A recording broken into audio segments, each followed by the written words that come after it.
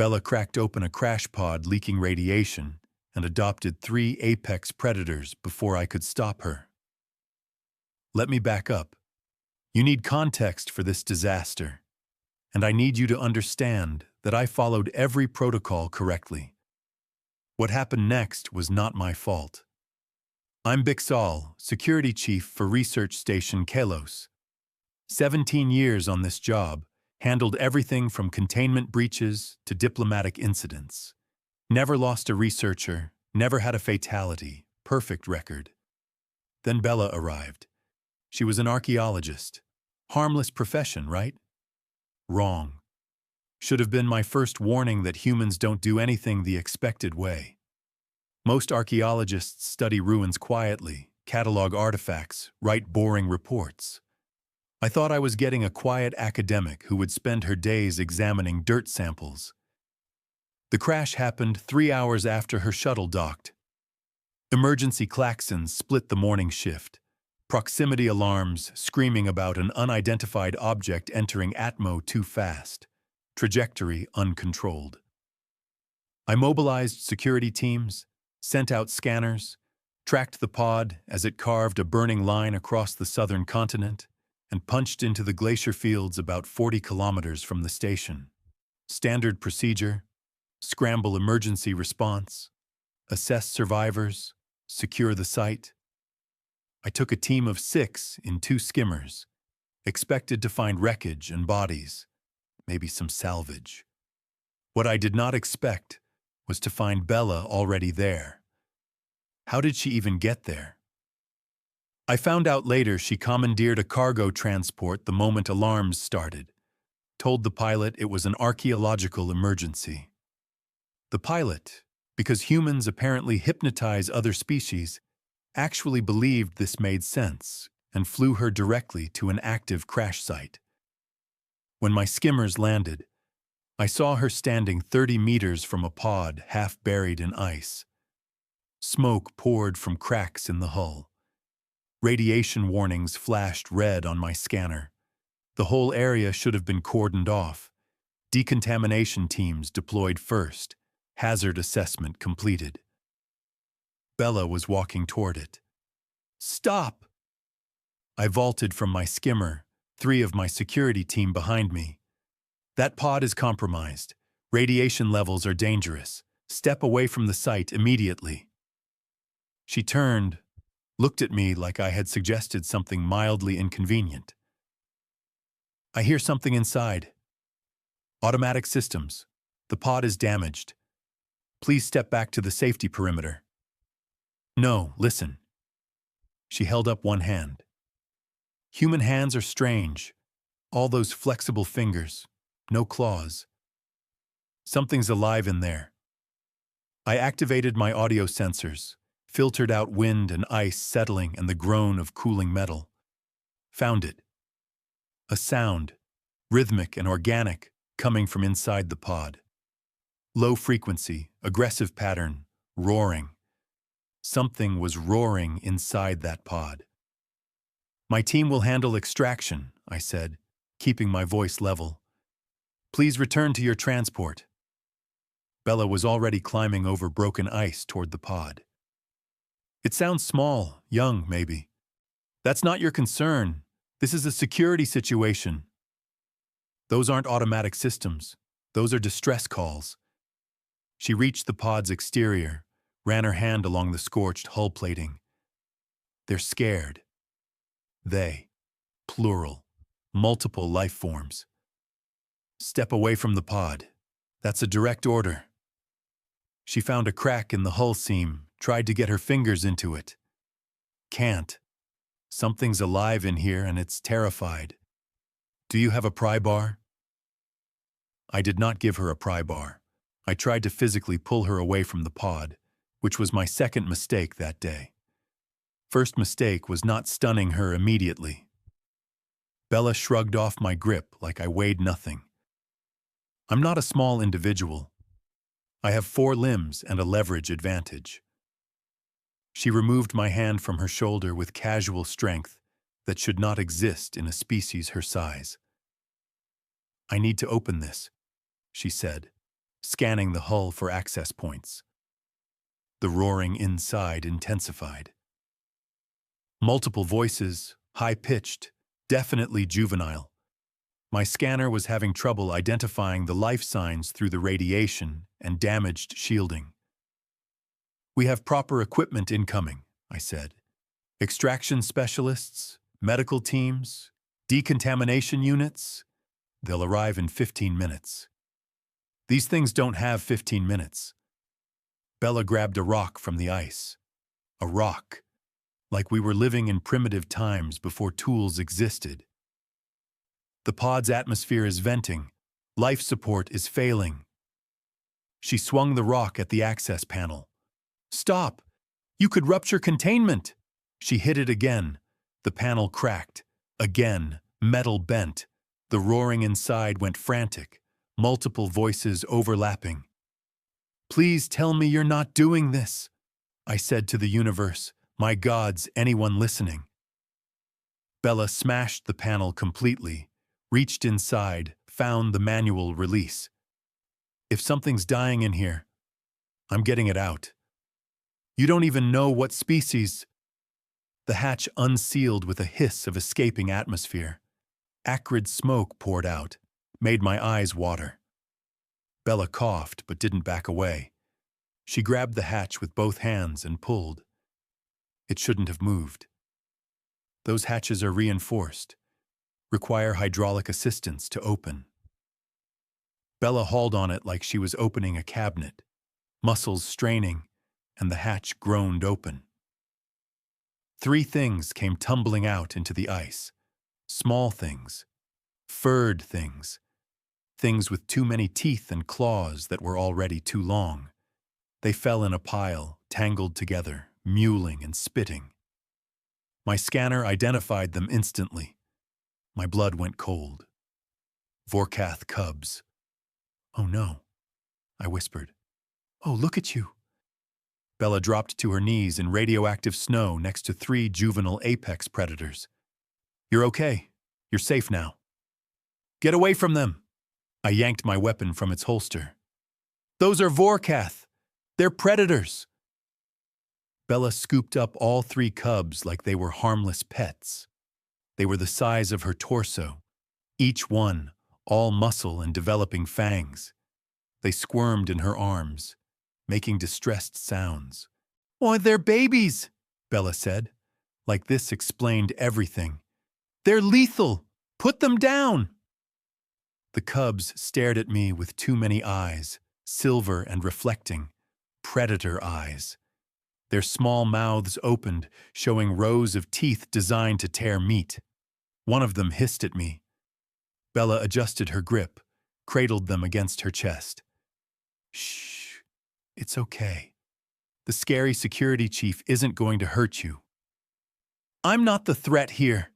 You're holding creatures that could disembowel you. Look at them. They're terrified." Bella stroked the largest cub's head, right between the tufted ears. The cub, which should have bitten her hand off, made a chirping sound and pressed into her palm. "Poor things. Where's your family? Were you being transported somewhere?" The cubs began purring. I don't mean a small sound. Vorcath purrs resonate through their whole bodies, create a subsonic vibration that travels through bone. I felt it in my chest from 3 meters away. All 3 cubs, nestled against Bella's chest, purring like she was their natural mother. "That's not possible," I said. "They don't purr for other species. They barely purr for their own kind." Bella smiled at them. "Who's a good cub? You are. Yes, you are." She was using baby talk on apex predators, and they responded, making happy sounds, trying to climb higher in her arms. My team arrived at my shoulder, 6 trained security officers, all of them staring at the scene like reality had broken. "Sir," one of them ventured, "should we retrieve the cubs?" "From her? How?" Bella stood, still holding all 3 cubs. They weighed at least 20 kilos each. She carried them like they were weightless. We need to get them somewhere warm. They were in that pod for hours at least. They need food and water and probably medical attention. You need to put them down and step away, I said. Vorcath are a protected species under 17 different treaties. Unauthorized handling carries severe penalties. I'm not handling them. I'm rescuing them. Bella started walking toward her transport, cubs secure in her arms. Are you coming or not? You can't just take them. Watch me. I tried to block her path. The largest cub growled at me, showing impressive dentition for something so young. The growl contained a promise of future violence. Bella walked around me. Don't growl at people, sweetie. That's not nice. The cub stopped growling, looked up at her, made an apologetic chirp. I followed her, entire security team trailing behind like we were in a parade. This is abduction of protected wildlife. You're creating a diplomatic incident. I'm providing emergency care to abandoned juveniles, Bella said. If their parents show up, I'll happily return them. Until then, they're coming with me. She loaded the cubs into her transport. They settled in the cargo area, still purring, watching her with adoring eyes. One of them tried to follow her to the pilot seat. She gently pushed it back. Stay there, babies. We'll be at the station soon. They stayed, sat down in a row, watching her through the transport's open door, waiting obediently. They're obeying verbal commands, one of my officers said. Vorcath don't train. They're pure instinct and aggression. These ones seem pretty calm, Bella said. She climbed into the pilot seat, started the engine.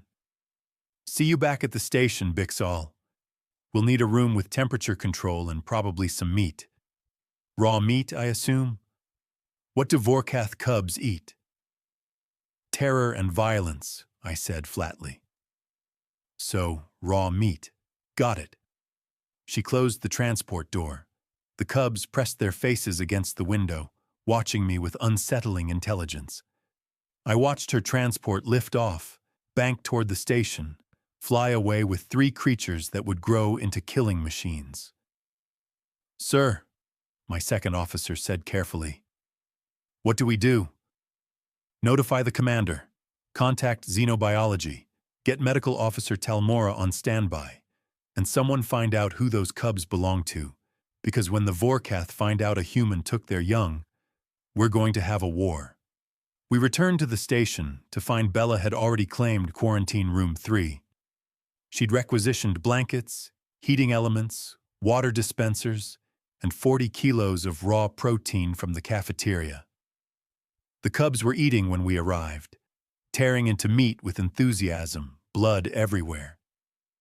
Bella sat in the middle of them, hand-feeding the smallest one, completely unconcerned about the carnage. You can't stay in there, I said through the door intercom. Quarantine is for hazardous biological materials. Perfect. Then we're in the right place. Bella wiped blood off the small cub's muzzle with her sleeve. They need medical scans. Could someone bring a scanner in here? Could someone? You're quarantined. With predators. They're not predators. They're children. She looked at me through the reinforced window. Have you contacted anyone about them? Found out where they came from? We're working on it. Work faster. They need proper care. Vaccinations, probably. Identification, if they have any. And names.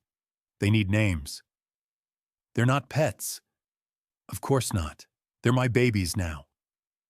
The largest cub finished eating, padded over to Bella, and climbed into her lap. 70 kilos of muscle and claws, settling down like a domestic animal.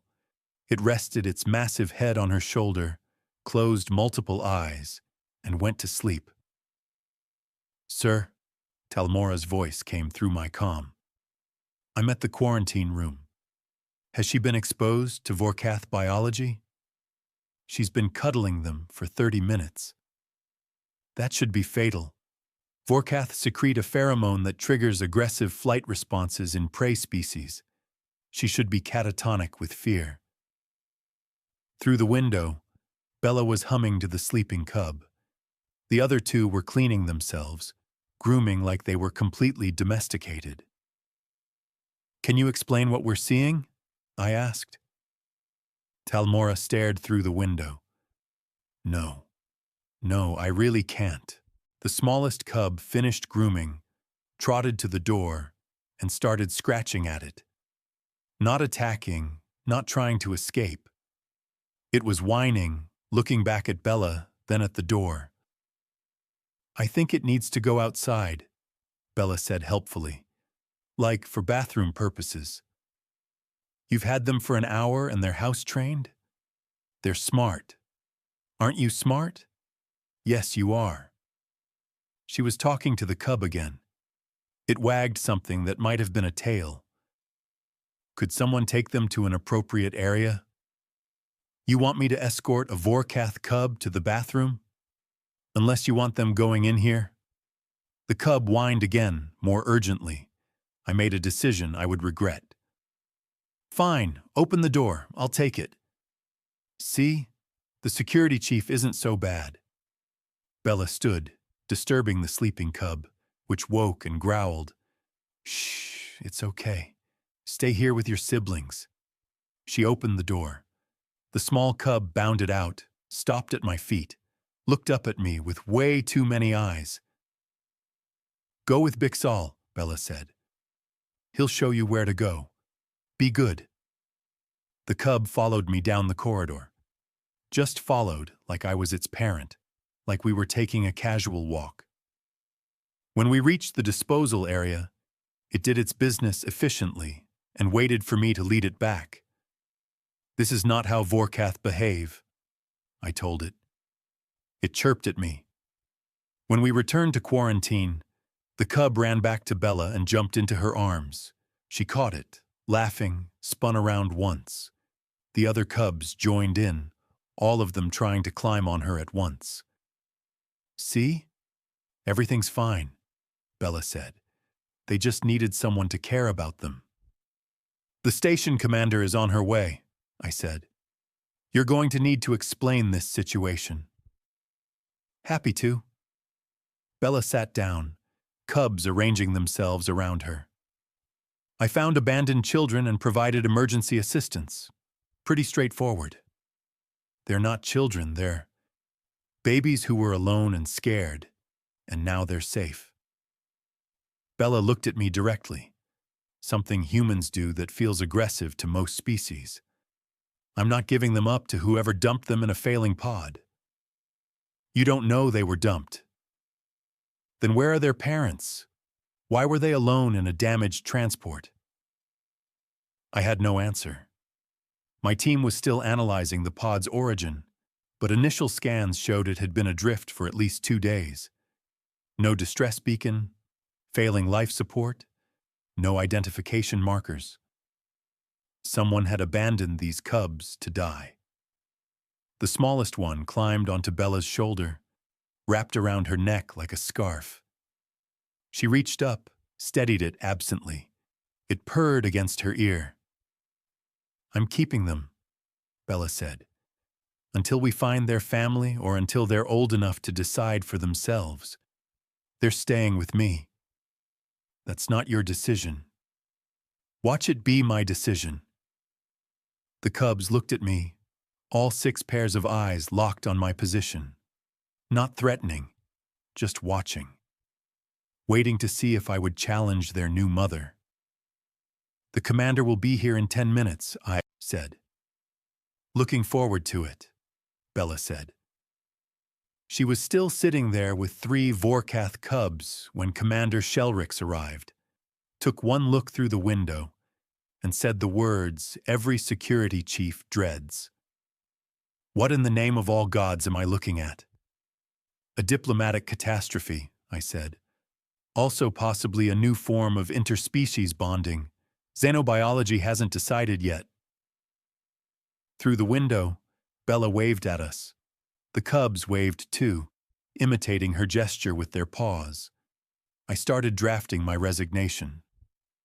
Commander Shelrix stood at the quarantine window for a full minute without speaking.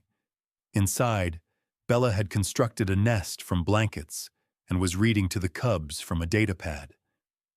They sat in a semicircle, watching her intently. "She's reading to them," the commander said finally.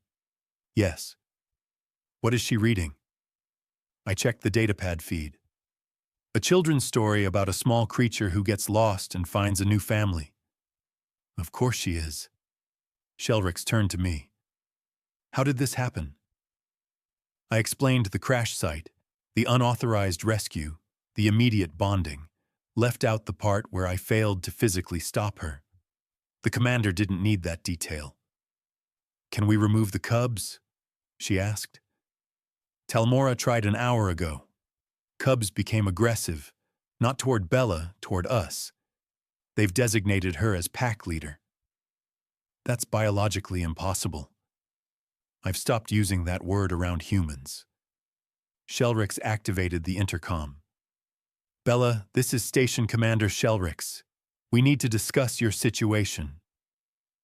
Bella looked up from her reading. "Hello, Commander.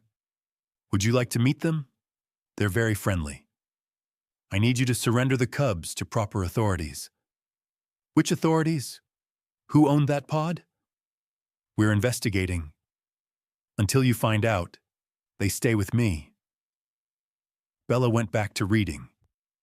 The cubs settled closer to her. The commander tried reason, protocol, even veiled threats of removal from the station.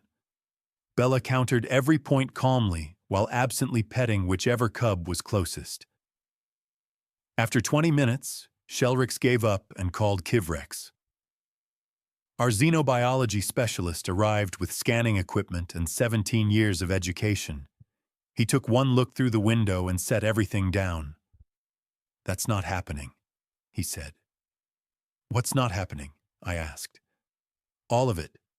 None of that." He pointed at the cubs.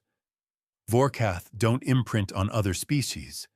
They barely imprint on their own parents. They're solitary hunters who tolerate siblings until maturity, then separate. What I'm seeing violates pack dynamics, behavioral psychology, and basic predator instinct." "Can you explain it to her?" Kivrex activated the intercom. "Bella, I'm Kivrex, xenobiology.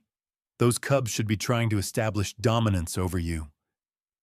"They tried earlier," Bella said. "I told them no." "You told them no." "Firmly. You have to be consistent with boundaries." The largest cub was chewing on her boot. She pushed its head away gently. It stopped immediately. Looked guilty. "See?" Bella said. "They understand discipline. They understand violence and hierarchy," Kivrex said. "You're teaching them subordination, which means you've established yourself as alpha. That requires defeating them in combat." "I didn't fight them.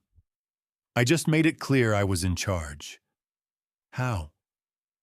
"Tone of voice mostly. Body language, confidence." Kivrex looked at me. I looked at the commander. The commander looked at the cubs, who were now playing with each other, mock fighting but stopping whenever Bella said their makeshift names. "She's domesticating them," Kivrex whispered. "In real time, without knowing what she's doing." "Can we study this?" the commander asked. "Can we stop? This is a better question." Through the window, Bella stood and stretched. All 3 cubs immediately stood as well, attentive. She walked to the water dispenser. They followed in formation, smallest to largest. She drank. They waited until she finished, then took turns drinking in the same order. "They're copying her," I said, "learning behavior patterns." "They're supposed to learn from adult Vorcath," Kivrex said, "not from a human archaeologist. This is going to create psychological damage." "They look happy," Talmora observed. She had been scanning them remotely. Stress hormones are minimal. Social bonding indicators are off the scale. Whatever she's doing, it's working. My comm chirped. Security team reporting in. Sir, we've identified the pod's origin. It's from the Vorcath homeworld. Transport ship registry indicates it was carrying orphaned cubs to a training facility.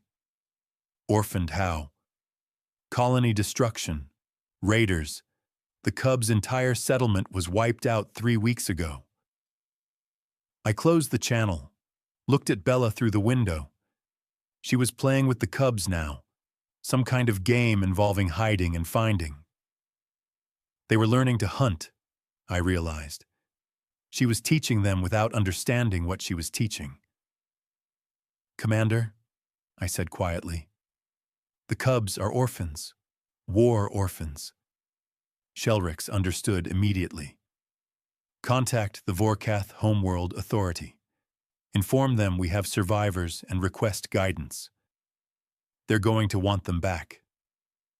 Probably. Through the window, the smallest cub found Bella's hiding spot and tackled her. She laughed, rolled with it, let it win. The other two piled on, and suddenly all four were wrestling on the floor, Bella in the middle, completely vulnerable. The cubs were being careful. Claws retracted, bites gentle, playing without hurting. They had learned gentleness from her. Kivrex was recording everything. This changes what we know about Vorcath capability. If they can learn this kind of restraint, this emotional regulation, their entire species classification needs revision. Or, Telmora said, it changes what we know about humans. My comm chirped again. Sir, incoming transmission from Vorcath space. They're sending a delegation.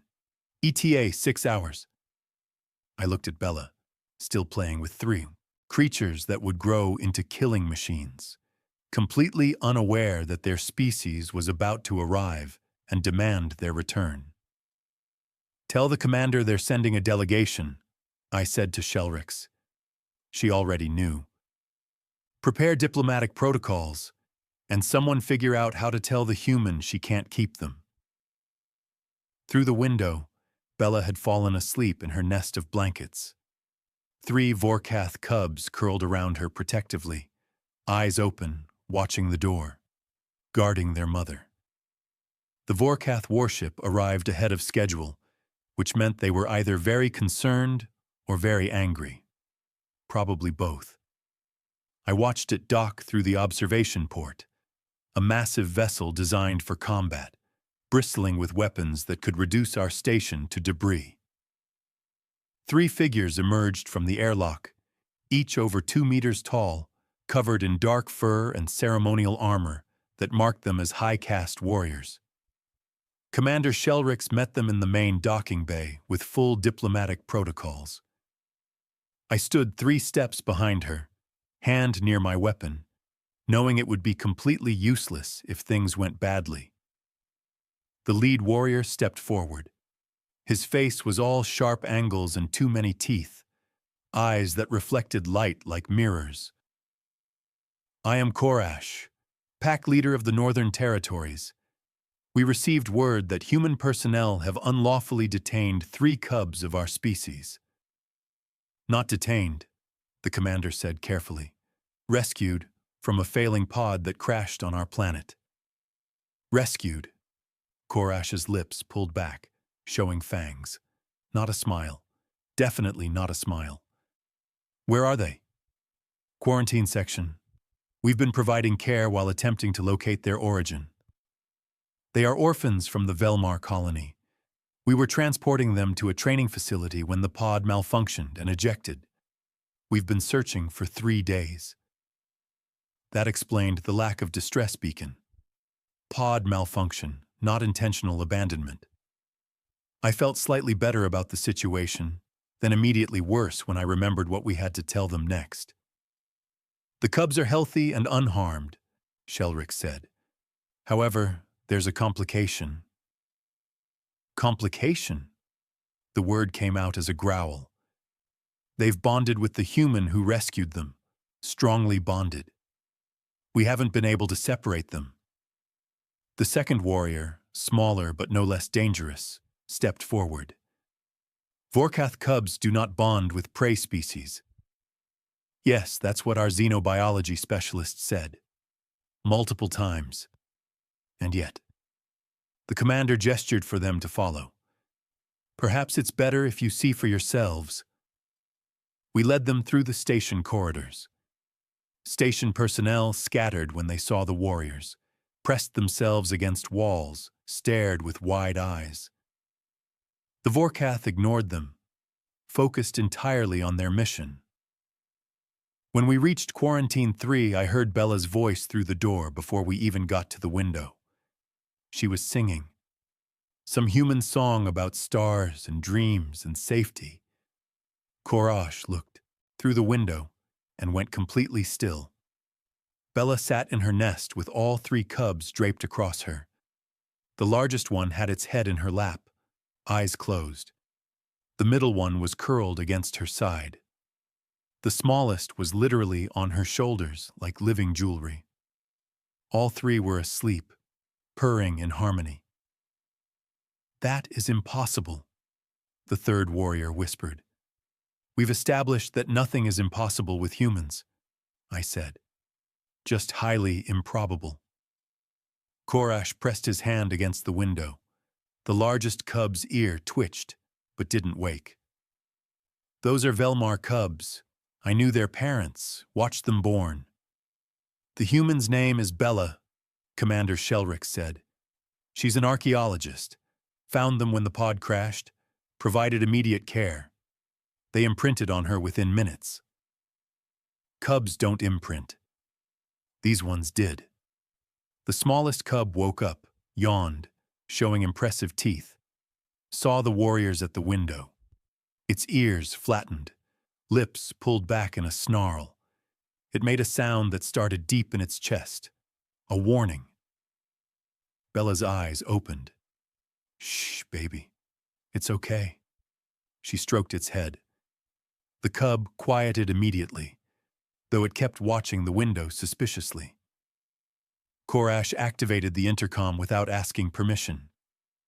"Human, I am Korash. Those cubs belong to my people.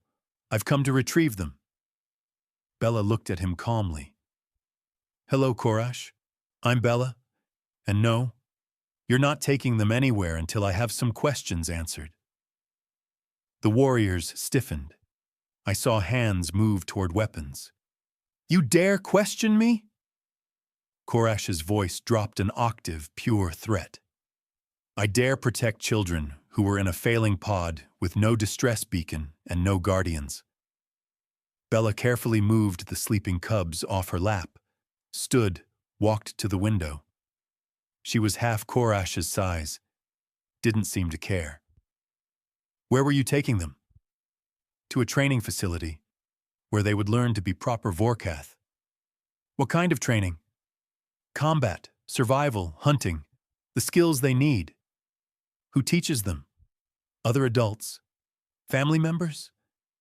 "Instructors, warriors who understand discipline." "How many cubs per instructor?" Korash's jaw tensed. 20, sometimes 30.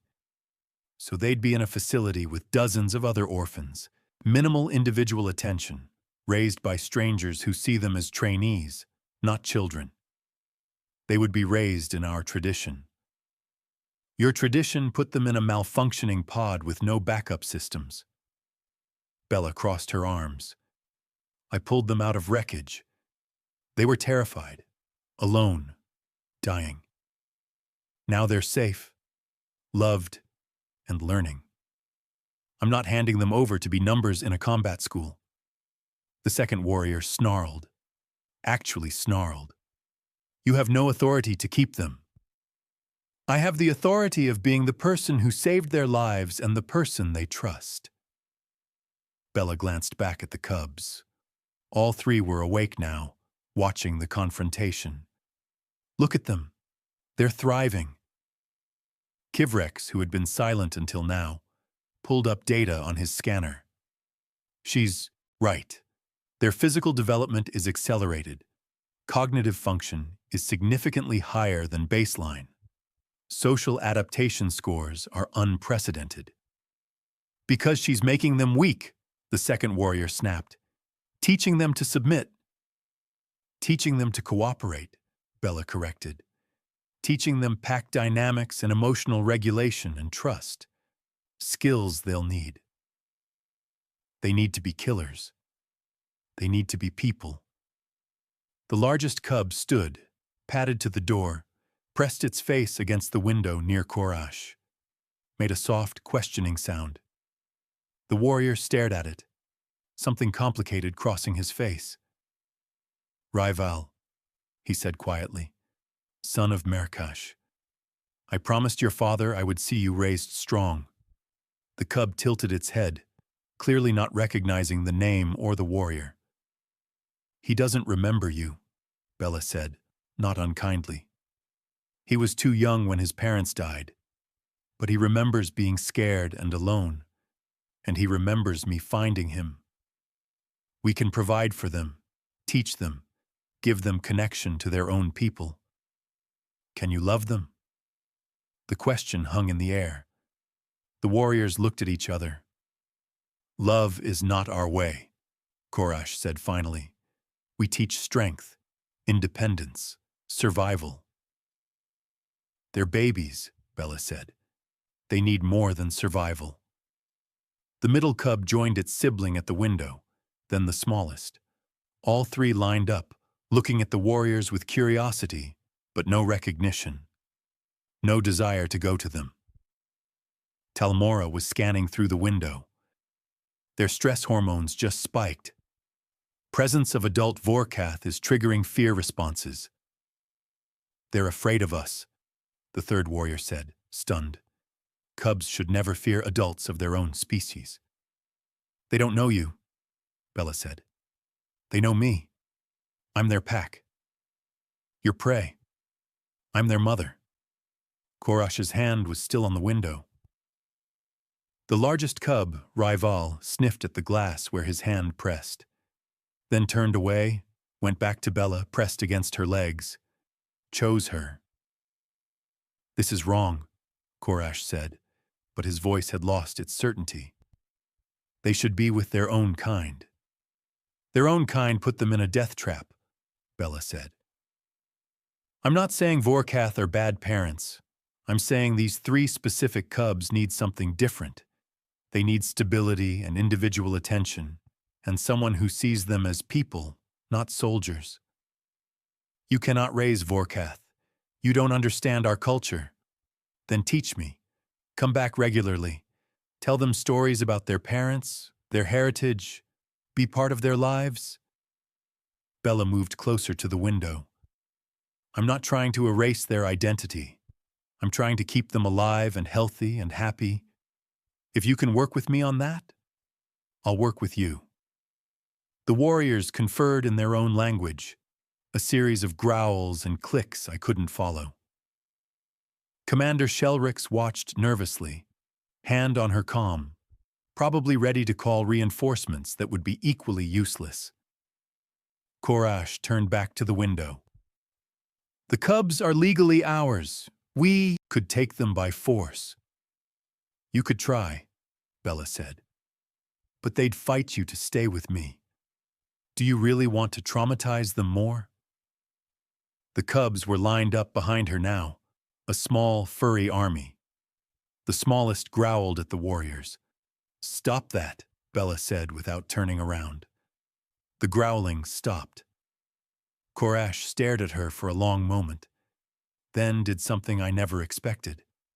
He laughed, deep, genuine laughter that made the cub's ears perk up. You have no idea what you've adopted, he said. In 6 months, they'll be large enough to hunt. In a year, deadly. In 2 years, unstoppable. Then I'd better teach them properly, Bella said.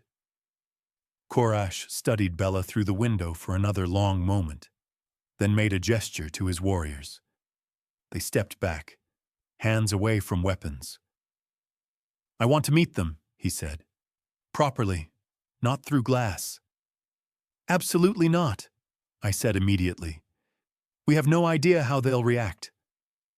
They're my responsibility, Korash said. I made a promise to their parents. Bella was already at the door controls. Come in, but slowly. They're protective. Bella, this is dangerous, Commander Shelrix warned. If the cubs attack, they won't attack unless I'm threatened. She opened the door. Are you going to threaten me, Korash? No, human. I'm going to see if you're worthy of raising Vorcath.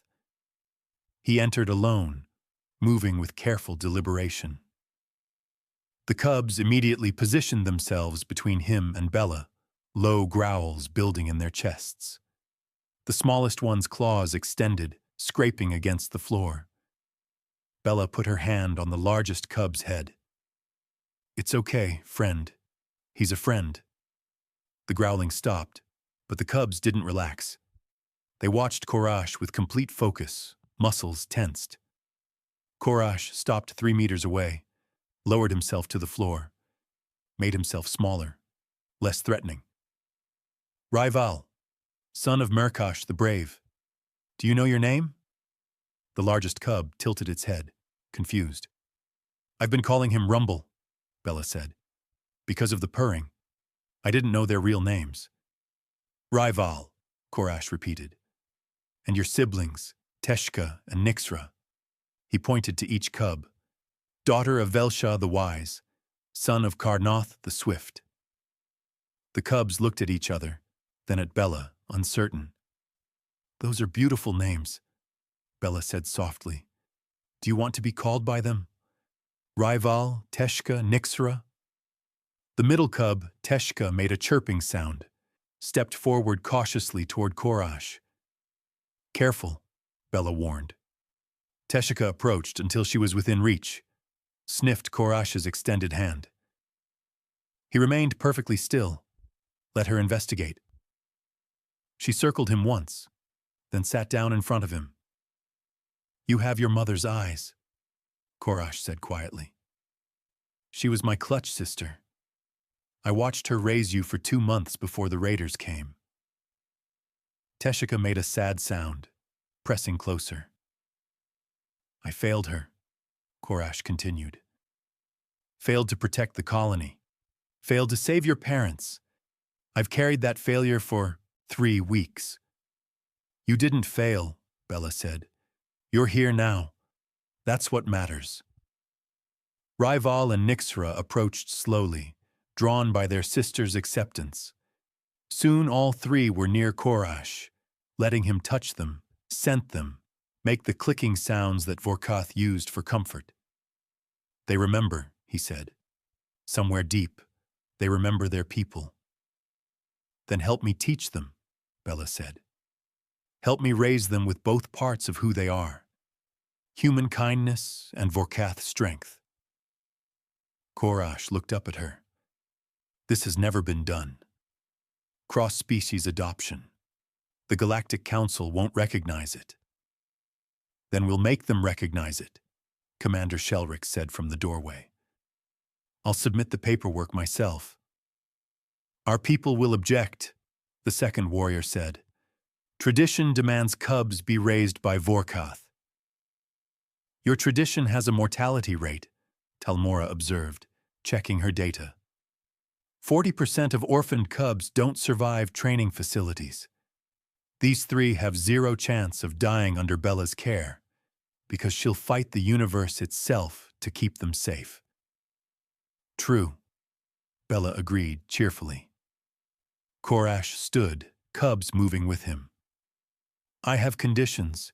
If you want to keep them, you accept Vorcath oversight. Monthly visits, cultural education, combat training when they're ready. Agreed. As long as the combat training is age-appropriate and doesn't involve actual danger. They're predators. Danger is educational. Supervised danger, then. Acceptable.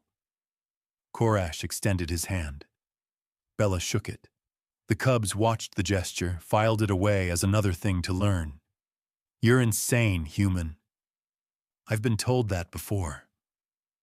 Bella looked at the cubs, her cubs, gathered around her legs. Usually right before I prove everyone wrong. The third warrior spoke for the first time.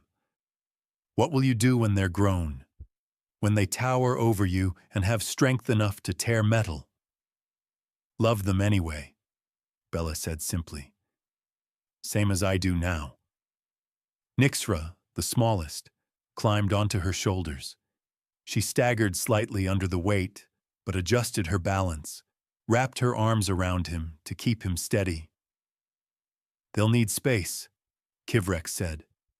Proper environment. Quarantine won't work long term. I'll arrange family quarters, Commander Shelrick said. Modified for Vorcath needs. This station just became a cross-species childcare facility, apparently. I'll need supplies, Bella added. Books on Vorcath culture, educational materials, probably a lot more meat. Oh, and blankets. They go through blankets quickly.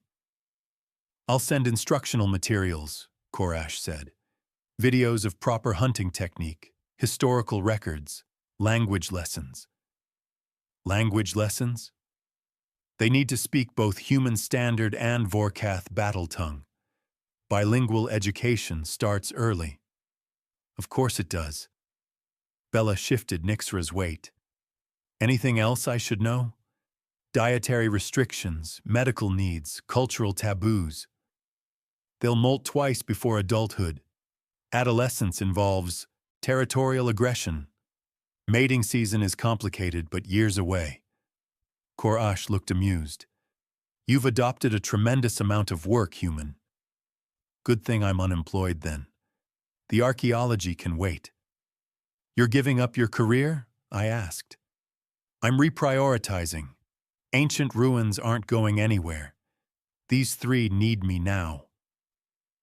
She looked at the cubs with pure affection. Besides, this is better than any discovery I could make in the field. I'm watching three individuals grow, learn, become themselves. That's worth more than any artifact. Rival headbutted her leg affectionately. She reached down, scratched behind his ears. The Galactic Council will want documentation, the second warrior said. Proof that this arrangement works. Then document it, Bella said. I've got nothing to hide. Kivrex was already recording. This is unprecedented data. First successful cross-species parental bonding. First evidence of Vorcath emotional plasticity. First proof that predator instinct can be modified through early intervention. They're not a science experiment, Bella said sharply. No, but they're proof that the galaxy has been wrong about dozens of assumptions. That matters. The cubs were getting restless, ready to play. Teshka pounced on Rival, started a wrestling match. Nixra jumped down from Bella's shoulders to join in. They need exercise, Korash observed. Cubs this age should hunt 4 hours daily. We have a cargo bay they can use, Commander Shelrick offered. Large enough for running. We can set up obstacles, practice equipment. And supervision, I added. Lots of supervision. I'll be with them, Bella said. Always. What about your work? The commander asked. Your actual job? I'll figure it out. Bring artifacts here, work from the station, take them with me on safe excavations. Parents adapt. I'll adapt. The cubs finished wrestling, came back to her in a tumble of fur and limbs. She sat down, let them climb over her, utterly content. This is madness, the second warrior said, but without heat. Beautiful madness. Welcome to humans, I said. They specialize in impossible things. Korash moved toward the door. I'll return in 1 month. Expect regular contact. If anything goes wrong, I'll call immediately, Bella promised. You have my word. Your word against millennia of tradition. I'm trusting you with the future of 3 bloodlines, human. I know. I won't let them down. After the warriors left, after the paperwork started, and the diplomatic channels opened, and the council began their inevitable debate, I found myself back at the quarantine window. Watching Bella read to her cubs again, all three listening with rapt attention.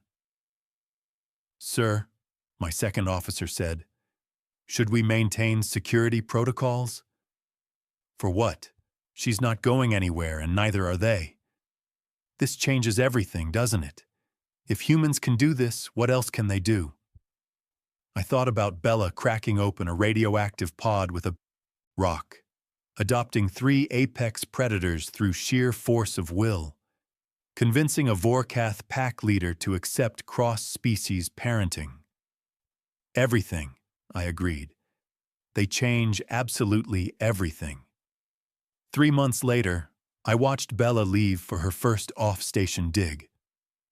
3 fully grown adolescent Vorcath followed her, carrying her equipment, protective and loyal and perfectly trained. They'd learned human compassion without losing Vorcath strength, learned cooperation without losing independence. They called her mother in 2 languages. She called them her babies, even though they now stood taller than her. Station visitors still stared. I still got questions about how this was allowed, how this was possible, how this made any sense. I stopped trying to explain. Humans don't make sense. They just make miracles look routine. Bella waved at me from the transport pad, cubs flanking her like guards. "See you in 2 weeks, Bixall.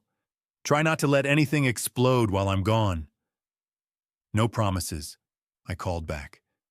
She laughed, boarded her ship with 3 impossible children, and left to dig up the past while raising the future. Completely normal, completely human, completely insane. 6 years have passed since that crash. I'm telling you this story because yesterday, Rival, Teshka, and Nixra graduated from the Galactic Xenobiology Institute with honors.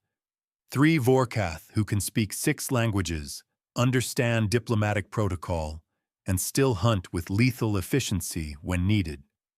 Bella sat in the front row, crying proudly, while Korash stood beside her. They've become friends? These 2 impossible people who decided tradition mattered less than love.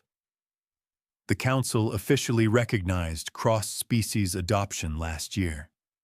17 other human-alien family units have formed since.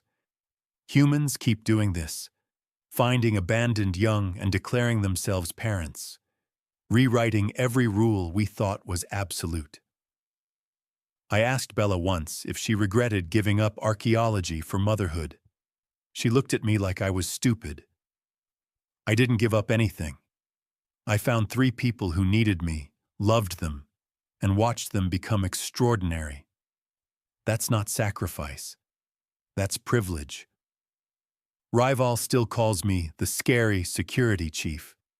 He's 2 meters taller than me now, could tear me apart without effort. Still does exactly what his mother tells him. Humans, they don't conquer through strength. They conquer through impossible, relentless, reality-defying love.